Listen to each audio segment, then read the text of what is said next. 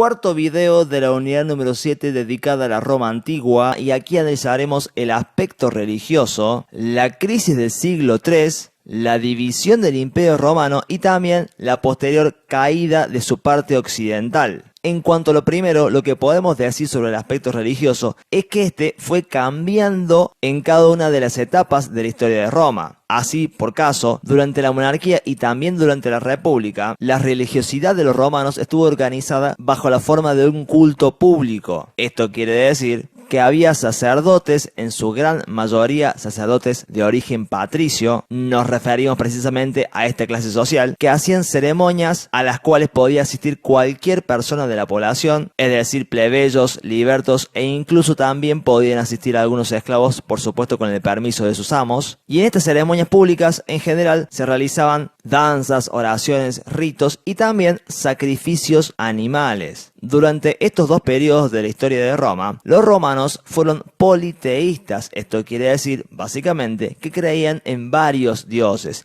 Y aquí hemos agregado también a los dioses griegos. ¿Y por qué? Porque, como pocas veces en la historia, cuando los romanos conquistan Grecia, es decir, cuando los romanos ocupan toda esta zona en donde se habían desarrollado las polis griegas, los romanos toman los dioses de los griegos y les cambian el nombre. Por ejemplo, Zeus es el nombre griego y los romanos los rebautizan como Júpiter. Hestia es rebautizada como Vesta, Poseidón como Neptuno, Hades como Plutón, etcétera, etcétera. Y pueden ver otros ejemplos más aquí abajo. Esta es una situación sumamente interesante porque en general los conquistadores suelen imponer a los conquistados su religión, y en este caso sucedió más bien al revés. Los conquistadores adoptaron la religión de los conquistados. Los romanos tomaron la religión de los griegos y le adaptaron a su idioma y a sus costumbres. Todo lo cual nos lleva a destacar esta última y más importante característica del culto público romano, que es la tolerancia religiosa. ¿A qué nos referimos con esto? A que los romanos, a medida que se iban expandiendo y iban conquistando nuevas regiones, les permitían a los pueblos conquistados mantener sus dioses, respetaban la cultura, el idioma, las costumbres y también, por supuesto, la religión de todos los pueblos conquistados, y cada vez que podían, aprendían de esos pueblos conquistados. De los griegos, por ejemplo, tomaron los dioses y también muchísimas ideas de la filosofía y de las artes y del teatro, etcétera, etcétera, que habían desarrollado los griegos en el pasado. Los romanos, hay que decirle verdad, fueron bastante permisivos con las demás religiones. Le permitían a cada pueblo sostener todos los dioses que querían, siempre y cuando, por supuesto, recuerden esto, los pueblos conquistados pagaran el tributo a Roma como correspondía. La exigencia del tributo es una exigencia económica, pero no religiosa. Este culto público, politeísta, practicado por sacerdotes patricios con ceremonias públicas, sacrificios de animales, dioses griegos romanizados y con tolerancia religiosa, que se practicó durante la monarquía y la república, vivió un cambio muy importante con el surgimiento del imperio. ¿Y por qué? Porque cuando Augusto se corona emperador de toda Roma, toma el título de pontífice máximo, es decir, sacerdote máximo, y demanda a todos los romanos del imperio a que les realicen un culto a su figura. Esto quiere decir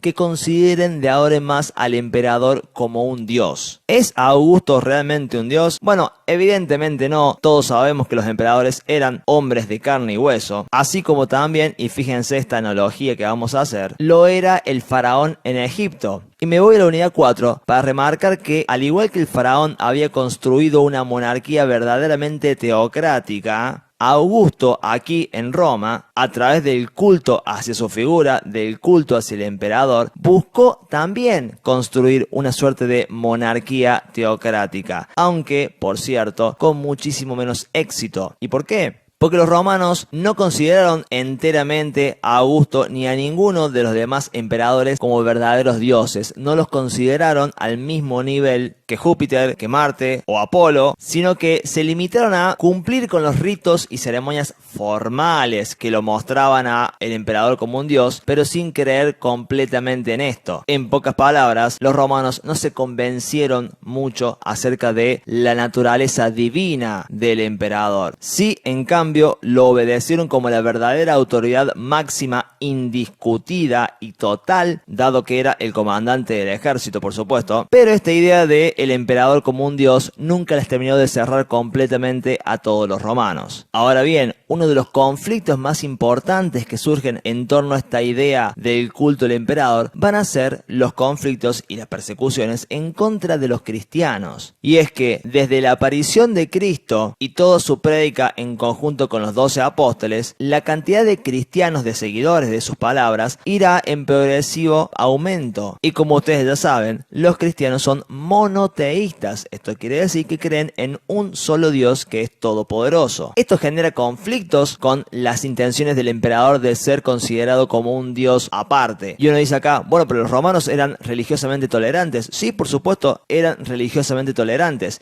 pero si el emperador demanda ser considerado un Dios, y en este caso los cristianos se rehúsan, es decir, rechazan aceptar al emperador como un nuevo Dios, entonces acá vamos a tener conflictos, y por regla básica, ningún emperador quiere ser discutido, en este caso, en cuanto a su consideración como un Dios. Cristo, en la Biblia, tiene una frase muy interesante que es la siguiente: al César lo que es del César y a Dios lo que es de Dios. No podemos analizar aquí en este video todos los alcances de esa frase tan interesante para pensar, pero sí podemos decir lo siguiente, que para los cristianos el emperador es el gobernante terrenal de todo este imperio que por supuesto existe en la tierra, mientras que Dios en cambio es el gobernante indiscutido de los cielos. Entonces, al César lo que es del César, es decir, al emperador lo que es del emperador. Recordemos que todos los emperadores son considerados como César, por supuesto en honor a Julio César, y a Dios lo que es de Dios, que el César, que el emperador gobierne en el mundo terrenal, que gobierne en todo el imperio, y que Dios gobierne en los cielos indiscutidamente. Ahora bien, los cristianos no solamente rechazan considerar al emperador como un Dios, sino que también se rehúsan a pagarle sus impuestos, e incluso algunos también rechazan incorporarse al ejército del emperador, rechazan ser incorporados al ejército romano. Esto por supuesto genera bastante conflicto con los emperadores, y eso lleva a que algunos emperadores, no todos, algunos, realicen estas famosas persecuciones a los cristianos, es decir, perseguir, apresar, castigar, torturar y asesinar a los cristianos. Estas persecuciones, hay que decir lo siguiente, fueron infrecuentes, es decir, no fueron permanentes, fueron puntuales. En otras palabras, no todos los emperadores persiguieron a los cristianos, pero sí es correcto decir que fueron sumamente crueles. Y cuando decimos crueles nos referimos a que los cristianos eran secuestrados de sus casas, llevados a prisión, torturados, sometidos a latigazos, e incluso también se los hacía pelear con leones y tigres en los coliseos, o bien se los bañaba en brea y se los prendía fuego. Y otro de los castigos más comunes que se le van a aplicar a los cristianos es el ser colgados en la cruz, de la misma manera que fueron crucificados los esclavos rebeldes de Espartaco. Estamos hablando justamente de castigos sumamente crueles, que por cierto fueron infrecuentes, no fueron permanentes, pero fueron claramente terribles. Sin embargo, mientras esas persecuciones ocurren, la cantidad de cristianos en todo el Imperio Romano va aumentando, hasta el punto de que para el siglo IV hay muchísimos cristianos diseminados por todo el imperio. Esto va a llevar a que en el 380 después de Cristo, uno de estos emperadores, llamado Constantino el Grande, establezca al cristianismo como la religión oficial de todo el imperio. ¿Qué quiere decir esto? Que desde este momento en adelante va a haber un quiebre con todo lo que venimos explicando sobre el aspecto religioso romano. Desde el 380 después de Cristo hacia el final del Imperio Romano Occidental, y ni hablar del Imperio Romano Oriental, divisiones estas dos que en un ratito vamos a estar explicando. Todos los romanos van a tener la obligación de ser cristianos, de profesar la religión cristiana, de volverse monoteístas. Aquí entonces esta situación se invierte, se vuelve al revés. Los que van a ser perseguidos de ahora en más no van a ser los cristianos, sino más bien los paganos, es decir, aquellos que no sean cristianos. Desde el 380 después de Cristo en adelante, insistimos, todos los romanos tienen que cumplir cumplir con la obligación de volverse cristianos y de profesar este tipo de fe. Y seguramente ustedes aquí se estarán preguntando, de ahora en más los romanos van a perseguir a todos aquellos que sean paganos, es decir, aquellos que no sean cristianos, con la misma crueldad que lo hicieron antes con los cristianos.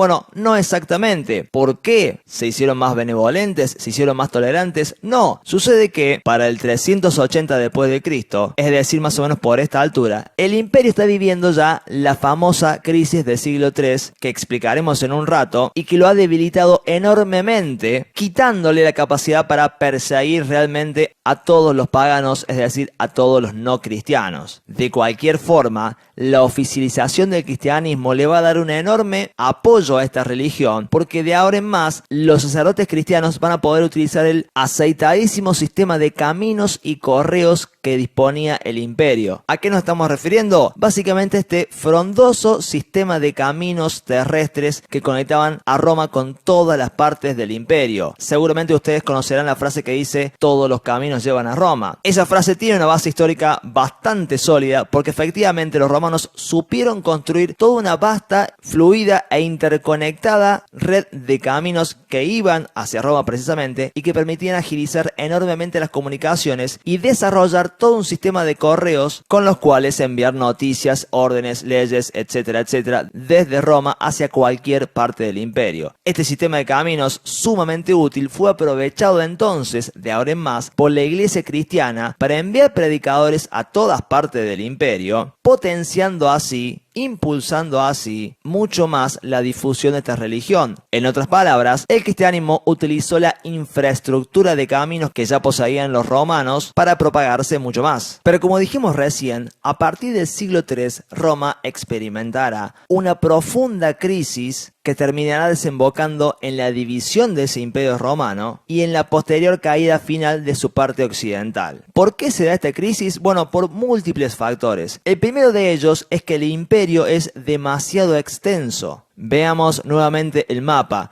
Este color verde claro demuestra la extensión máxima que logró alcanzar el Imperio Romano, que como se ve es bastante formidable, es bastante notable, pero que trae consigo un gran problema. Es muy difícil desde una sola capital y para un solo hombre, es decir, el emperador, poder gobernar eficientemente tantas regiones tan diferentes con tantas culturas en su interior. En términos logísticos, a pesar de que los romanos poseen este frondoso sistema de caminos y de correos, le cuesta mucho al emperador poder comunicar sus decisiones, sus nuevas leyes, con rapidez desde Roma hacia cualquiera de las demás provincias. Recordemos que en este periodo, más allá de todos estos caminos, los medios de comunicación más ágiles que existen son el barco y el caballo. No tenemos ni radio, ni televisión, ni por supuesto mucho menos internet. Solamente poseemos barcos y caballos para comunicar las decisiones del emperador y este territorio es excesivamente grande para que el poder esté tan centralizado en manos del emperador. Es humanamente difícil mantener cohesionado, unido y organizado todo este vasto imperio. Además, otro factor que se suma es el estancamiento de las conquistas militares. Como vimos en el video pasado, el periodo de la Pax Romana hasta el siglo II fue el periodo de mayor desarrollo y expansión de Roma, llegando a estos límites que recién presentamos. Sin embargo, a partir del siglo III, esa expansión no podrá ser sostenida, no podrá ser continuada, llegará a su fin, entre otras razones porque logísticamente era ya demasiado difícil continuar expandiendo ese imperio y continuar gobernando nuevas áreas conquistadas, y esto va a traer dos consecuencias muy importantes para la economía, para la sociedad y para el poder militar romano. En primer lugar, es que va a haber menos esclavos y estos se van a hacer más caros. ¿Cómo es esto? Bueno, básicamente cada vez que los romanos conquistaron una nueva región, además de saquear las riquezas de esa región y llevárselas a Roma, también esclavizaban a parte de la población que allí vivía. Eso les permitía a los romanos disponer de muchos esclavos, ya que como vimos en esta pirámide social, la gran mayoría de los esclavos provenía justamente de ser prisioneros de guerra. De esta forma, cada vez que los romanos conquistan una nueva región, incorporan nuevos esclavos, y mientras más esclavos incorporen, entonces más baratos son los esclavos a la hora de comprarlos. Hay una regla económica llamada ley de oferta y demanda, que no puedo explicar en este video porque sería excesivamente largo, pero que podría resumirse en la siguiente frase: todo aquello que es abundante es barato porque es fácil de conseguir, y todo aquello que es escaso es mucho más caro. ¿Por qué? Porque es más difícil de conseguir. Cuando Roma conquista nuevas regiones, incorpora muchos esclavos, haciendo que los esclavos sean abundantes y entonces el precio de esos esclavos es mucho más bajo. Pero cuando Roma paraliza sus conquistas militares, entonces comienza a incorporar menos esclavos y los pocos esclavos que se suman son entonces cada vez más caros porque, como dijimos recién, todo lo que es escaso se hace más caro porque es más difícil de conseguir. Esta situación de escasez y encarecimiento de esclavos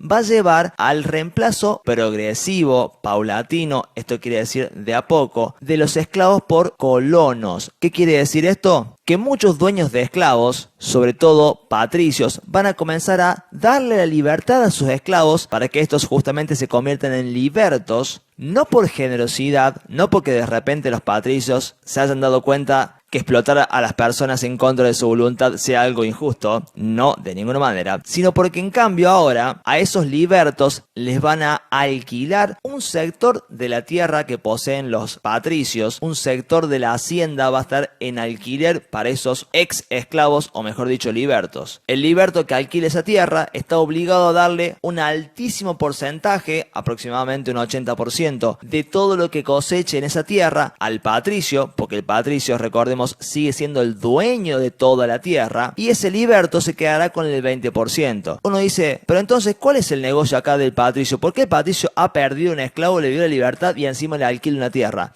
Bueno, esto es muy simple. Si el esclavo pertenece al patricio, el patricio lo tiene que mantener, lo tiene que alimentar, lo tiene que cuidar para que no se enferme, y cuando se muere tiene que ir a comprar un esclavo nuevo. Y como ya dijimos, cada vez hay menos esclavos y estos son cada vez más caros. Entonces, en el sistema de colonato, el liberto se convierte en un pequeño campesino que es también, por supuesto, un colono del patricio, y ese colono alquila una tierra, digámosle esta que está por aquí, estando obligado a mantenerse por sí mismo. Ya no lo mantiene más el patricio, ese colono, ese liberto es libre y tiene que mantenerse ahora por sí mismo como cualquier hombre libre. Pero, sin embargo, está obligado a pagarle ese importantísimo alquiler, llamado mejor arrendamiento, al patricio en base a lo que cosecha. De esta forma, el patricio se saca de encima la responsabilidad de tener que mantener al esclavo, el esclavo se tiene que mantener solo y el patricio de todas formas sigue recibiendo una jugosa parte de la producción de esa tierra, de la cual ya ni siquiera tiene que preocuparse. Aunque económicamente este sistema de colonato le sirve muchísimo a los patricios para ahorrarse una buena cantidad de dinero, hay que decir también que este sistema le va a ir poniendo fin a la esclavitud. En otras palabras, gracias al sistema este de colonato, cada vez quedan menos esclavos en Roma y más libertos que se han convertido en pequeños campesinos que, como dijimos recién, son los colonos de los patricios. Otro de los grandes problemas de este estancamiento de las conquistas militares es que el ejército sigue siendo muy necesario, pero ahora es mucho más costoso de mantener. ¿Y por qué? El ejército romano era una formidable fuerza militar, sumamente bien entrenada, sumamente bien armada, que les permitió a los romanos conquistar todas estas tierras que vimos aquí. Ese ejército siempre fue costoso de mantener. Los soldados ganaban un buen salario, se alimentaban muy bien y estaban muy bien armados. Todo eso significa, por supuesto, un elevado costo, que sin embargo se podía financiar, se podía pagar sin mayores sobresaltos, porque ese ejército después permitía conquistar nuevas tierras y saquearlas. Las riquezas que se obtenían de estas conquistas le permitían al gobierno romano, al Estado romano, poder pagarle a los soldados sin mayores problemas. La complicación viene cuando ese ejército deja de conquistar nuevas tierras, pero necesita seguir cobrando sus salarios, necesita seguir estando bien alimentado y bien armado. Y es un ejército que no puede ser achicado, no se puede jubilar o darle licencia a los soldados, porque los ejércitos, como ya vimos en la unidad número 3, cumplen 3 grandes funciones: la protección, el ataque y el control. Y aunque ahora los romanos ya no ataquen más, deben proteger todo ese grandísimo territorio que han conquistado y tienen que mantener el control en todo ese territorio. En otras palabras, estamos ante un grandísimo ejército muy costoso de mantener, que ya no conquista nuevas tierras, pero que tiene que mantenerse en las fronteras protegiendo a este imperio de los ataques exteriores y también mantenerse en otras provincias más bien interiores, cumpliendo funciones de policía, manteniendo el control de la sociedad y evitando cualquier tipo de disturbio o rebelión de los pueblos que ya han sido conquistados. Insistimos, es un ejército necesario, pero muy costoso de mantener. Y si las cuentas públicas del Imperio Romano están bastante complicadas, acá tenemos un nuevo factor que las viene a perjudicar mucho más, que es la evasión impositiva. Evasión impositiva significa no pagar los impuestos. ¿Quiénes son los que no pagan los impuestos? Son, sobre todo, los gobernadores de las diferentes provincias del Imperio Romano. El Imperio Romano era muy grande y, lógicamente, fue dividido en varias provincias. A cargo de cada una de esas provincias había un gobernador que debía cobrar los impuestos de toda esa zona y reenviarlos a Roma. Sucede que muchos de estos gobernadores eran bastante corruptos y en vez de enviar a Roma, de enviarle al emperador todo el dinero que le correspondía, le enviaban mucho menos y se quedaban, digámosle, con un vueltito. A veces era un vueltito, a veces era un vueltazo, porque lo que estaban haciendo era básicamente robarse el dinero de los impuestos. Era muy difícil para el emperador poder controlar a tantos gobernadores y evitar que todos ellos, cada uno por su parte, le robaran ese dinero que a él, al emperador, le correspondía. Y entonces esta situación de la evasión impositiva dejaba al emperador con menos recursos para poder mantener a este ejército, insistimos, costoso pero necesario. Por último, y por si esto fuera poco, esta misma corrupción en el gobierno llevó a la práctica de muchos golpes de Estado. ¿Qué es un golpe de Estado? Básicamente, estos gobernadores que ejercían el poder en cada una de estas regiones, en cada una de estas provincias, tenían a su cargo 2 o 3 legiones, 2 o 3 ejércitos romanos con los cuales mantener el control y por supuesto proteger las fronteras de cualquier ataque del exterior. Bueno bien, estos ejércitos le daban un poder muy importante a estos gobernadores y más de una vez esos gobernadores se animaban, se envalentonaban y ya no solamente evadían los impuestos que tenían que pagar, sino que se animaban a hacer un golpe de Estado. Se animaban a marchar a Roma, a asesinar al emperador y ellos mismos coronarse como los nuevos emperadores. En otras palabras, un golpe de Estado es cuando un grupo de militares, capitaneados o dirigidos por algún gobernador, ingresa violentamente en Roma, asesina al emperador y corona como nuevo emperador a ese gobernador. Esta práctica de asesinar emperadores y reemplazarlos violentamente fue muy común en este periodo de crisis. Durante estos 200 años, muchísimos emperadores gobernaron pocos años, a veces meses, a veces apenas días, y fueron asesinados y reemplazados violentamente por sus sucesores. Recordemos que en el sistema imperial, cuando funciona adecuadamente, el emperador dura toda su vida en el cargo y le cede el trono a su hijo una vez que el emperador muere. Cuando se hacen los golpes de Estado, el nuevo emperador que ha accedido al poder de forma violenta no respeta para nada la herencia que le corresponde al hijo del anterior emperador y más bien también asesina a el príncipe heredero. Esta circunstancia de los permanentes golpes de Estado van a generar una muy fuerte inestabilidad de gobierno. En otras palabras, es muy difícil gobernar un territorio tan grande con gobernadores bastante desobedientes y en donde cada uno bien puede utilizar para beneficio propio los ejércitos que posee y tomar el poder de forma violenta cada vez que se le ocurra. Esta práctica, insistimos, va a impedir que cualquier emperador realmente pueda hacer pie en su cargo, que cualquier emperador pueda sostenerse en el tiempo y crear un gobierno eficiente, efectivo y respaldado por la población, y cualquier emperador que más o menos pretenda solucionar toda esta gama de otros grandes problemas no va a poder sostenerse en el tiempo porque en breve va a ser ejecutado por algún rival y reemplazado de forma violenta.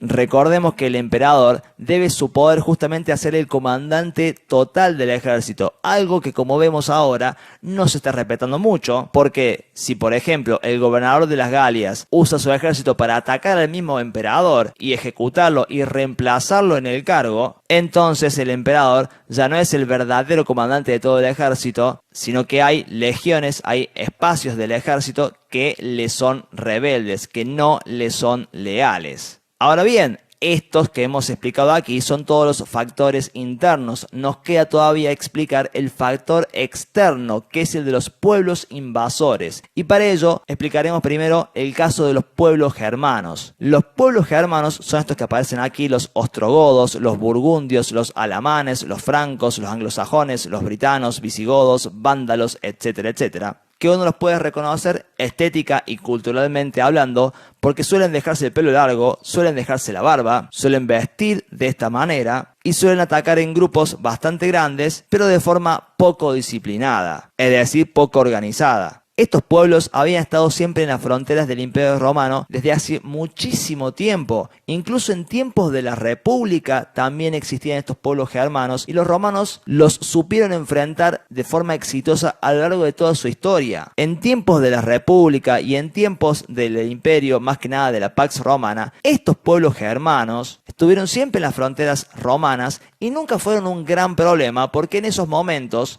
insisto, durante la República y durante la Pax Romana del Imperio, Roma era muy poderosa, Roma estaba muy bien preparada, Roma era rica, y entonces estos pueblos germanos no representaban ningún tipo de desafío muy importante. Ahora bien, con la crisis del siglo III y con todos estos factores que ya venimos explicando, Roma se ha debilitado muchísimo. Roma ya no tiene la gloria ni el poder que tenía en el pasado, y entonces, ante esta situación de debilidad, estos pueblos germanos van a aprovechar y van a comenzar a presionar y atacar de forma cada vez más sostenida, y los romanos van a hacer muy poco para poder sostener estos ataques constantes. Una de las medidas que van a tomar los romanos para poder contener estos pueblos germanos es aliarse con algunos de ellos, los llamados pueblos germanos federados, en contra de otros. Por ejemplo, los romanos se van a aliar con los visigodos, les van a dar tierras justamente aquí en la frontera del imperio para que estos, bajo uniforme romano, bajo una alianza con los romanos, defiendan el imperio, defienden esas tierras que se les han concedido en contra de otros pueblos germanos, tales como los francos o los alamanes o los anglosajones. En pocas palabras, los romanos van a aprovechar que estos pueblos germanos están muy divididos entre sí y entonces van a aliarse con unos en contra de otros. Pero los pueblos germanos no son la principal amenaza que enfrenta este decadente imperio romano. La principal y más peligrosa amenaza viene de parte de los hunos. Los hunos son un temible grupo de guerreros y arqueros a caballo que atacan en grandes grupos y que vienen, fíjense, desde la zona de Europa del Este, atacando y arrasando con cuanto pueblo, aldea, asentamiento y ciudad encuentran. Militarmente son una fuerza formidable, verdaderamente imparable, y que incluso viene presionando a los pueblos germanos para que los germanos a su vez ataquen a los romanos. Muchos germanos estaban relativamente cómodos en sus regiones, en sus espacios exteriores al imperio romano,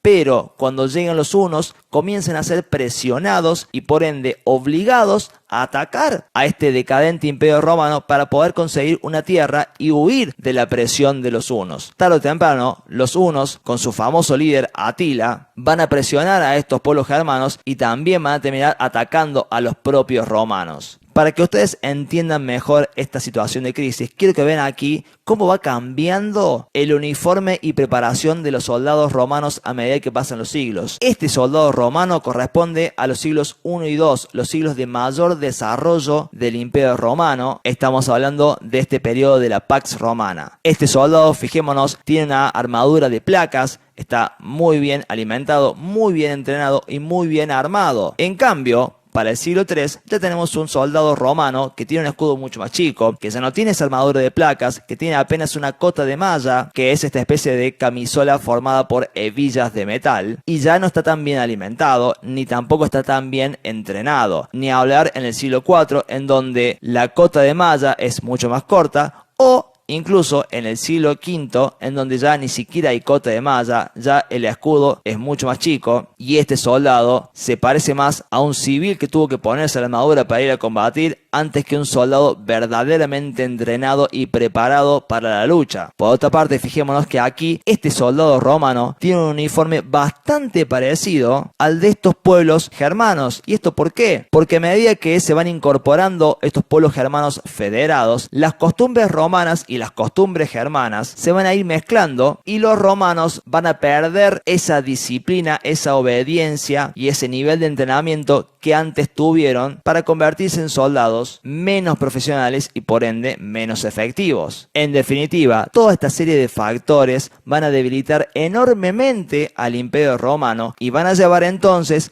a su división en el año 395 después de Cristo. A partir de ese momento podremos observar dos imperios romanos, el Imperio Romano de Occidente y el Imperio Romano de Oriente, que también podemos observar en este mapa, uno de color rojo, el Imperio Romano de Occidente, y otro de color púrpura, que es el Imperio Romano de Oriente. Ambos imperios enfrentaron a los germanos y también a los hunos, pero solamente el Imperio Romano de Oriente pudo superar la crisis. El de Occidente, en cambio, estaba mucho más debilitado y terminará, por fin, cayendo en el año 476 después de Cristo. Como se indica, fíjense aquí en la línea del tiempo. En cambio, el Imperio Romano de Oriente, el de color púrpura, sobrevivirá unos 1000 años más, básicamente porque estaba mejor administrado, mejor organizado, y entonces, aunque fue atacado por los ostrogodos, que son un pueblo germano, y también por los hunos, este imperio pudo resistir mejor estos ataques. Vamos a hacer una aclaración muy relevante. No es importante que ustedes conozcan y diferencien a los francos de los alamanes, de los burgundios, de los ostrogodos, los visigodos, no. Con tal de que ustedes distingan a los pueblos germanos